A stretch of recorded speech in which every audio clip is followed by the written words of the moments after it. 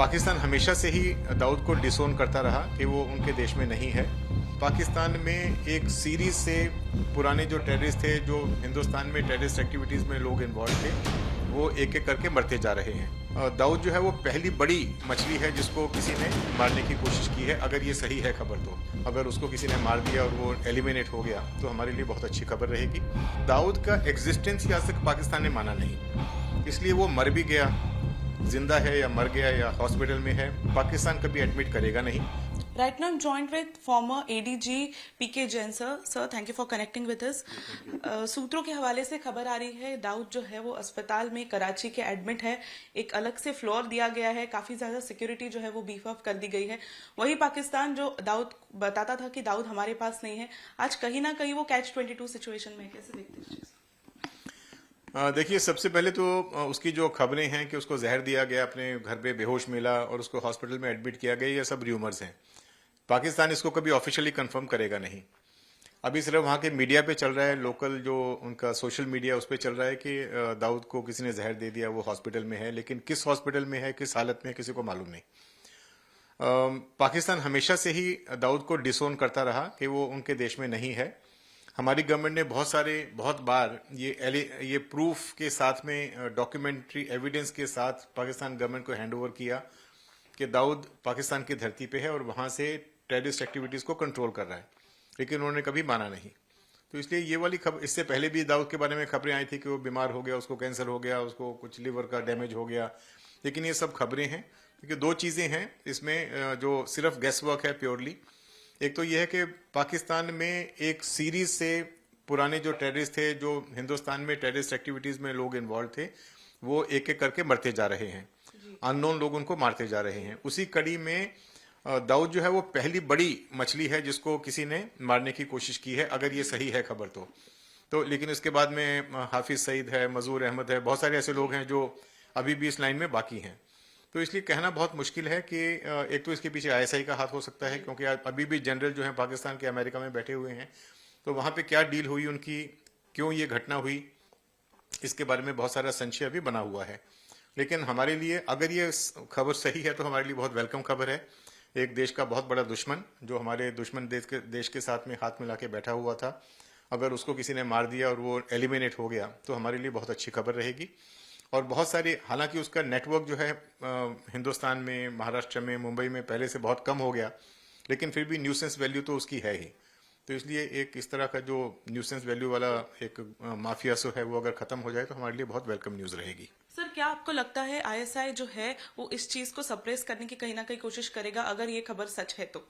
और इंटरनेट भी, हालांकि ऐसी खबरें आ रही है कि इंटरनेट भी काफी इलाकों में बंद है, तो कैसे देखते हैं इस चीज को, क्या टैक्टिक? देखिए, इंटरनेट के बारे में तो ये जानकारी मिली है कि आज इमरान खान की पार्टी की, तहरीक पाकिस्तान की, एक ऑनलाइन जलसा है उनका, दे कॉल इट ए जलसा।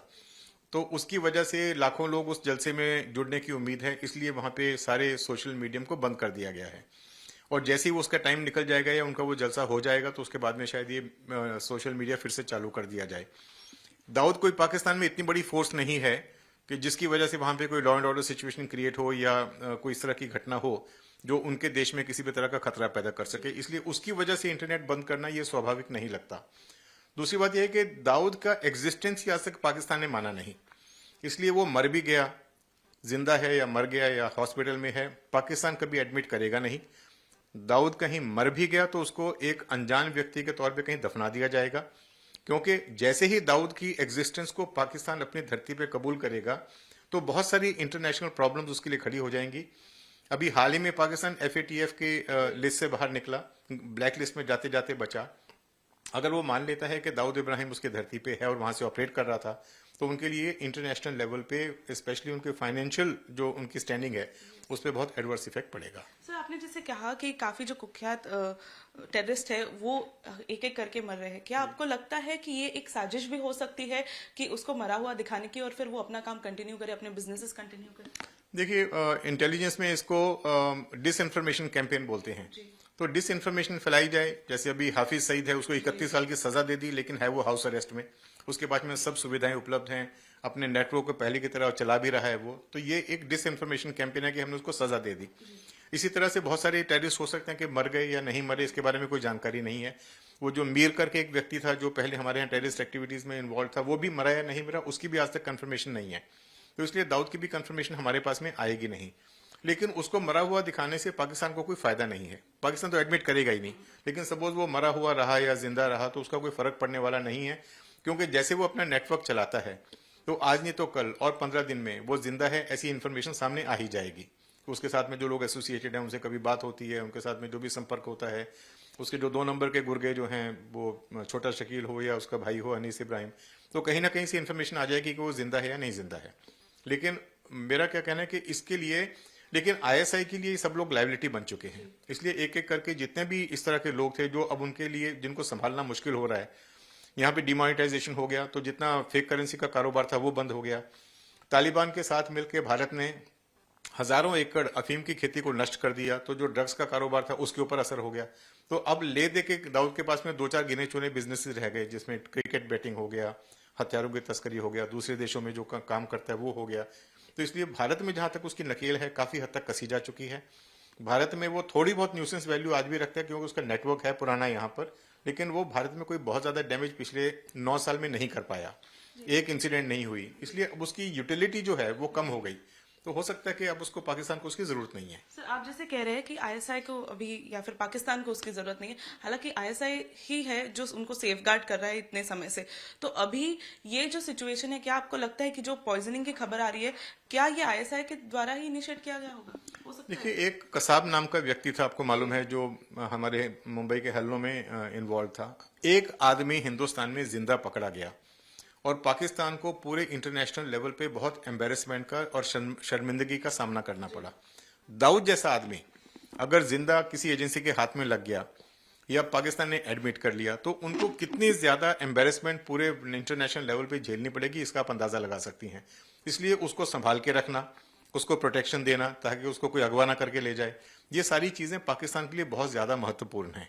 इसलिए पाकिस्तान, और दूसरी बात यह कि वो जिंदा रहा या मर गया, पाकिस्तान किसी भी हालत में उसको अपने यहाँ होने की कबूली नहीं दे सकता। पाकिस्तान हमेशा से ही दाऊद को डिसोन करता रहा कि वो उनके देश में नहीं है। पाकिस्तान में एक सीरीज से पुराने जो टेररिस्ट थे, जो हिंदुस्तान में टेररिस्ट एक्टिविटीज में लोग इन्वॉल्व थे, वो एक एक करके मरते जा रहे हैं। दाऊद जो है वो पहली बड़ी मछली है जिसको किसी ने मारने की कोशिश की है, अगर ये सही है खबर तो। एक तो इसके पीछे आईएसआई का हाथ हो सकता है, क्योंकि आज अभी भी जनरल जो है पाकिस्तान के अमेरिका में बैठे हुए हैं, तो वहाँ पे क्या डील हुई उनकी, क्यों ये घटना हुई, इसके बारे में बहुत सारा संशय अभी बना हुआ है।